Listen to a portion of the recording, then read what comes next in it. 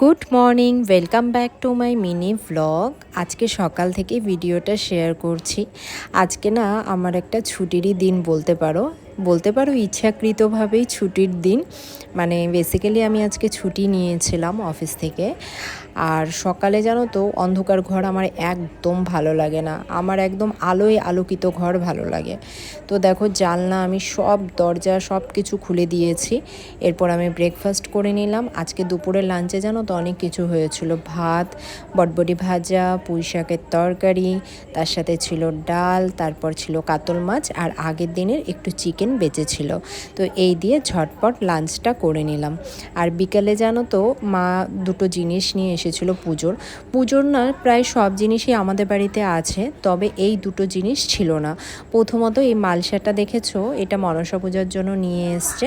আমাদের বাড়িতে তো সেভাবে পুজোটা হয় না, যে এখানে পুজো হয় সেখানে আমরা দিয়ে দিই, বা ধরো ঘরেই ঠাকুরের নাম করে দুধকলা দেওয়া হয় আর কি। আর এই পুষ্পপত্রটা আমাদের ছিল না, তো বড় দেখে মা একটা পুষ্পপত্র নিয়ে এসছে। সামনেই আমাদের বাড়িতে পুজো হবে, তখন পুজোতে এই পুষ্পপত্রটা আমরা ব্যবহার করব। কেমন লাগলো এই দুটো জিনিস অবশ্যই কিন্তু জানিও। আবার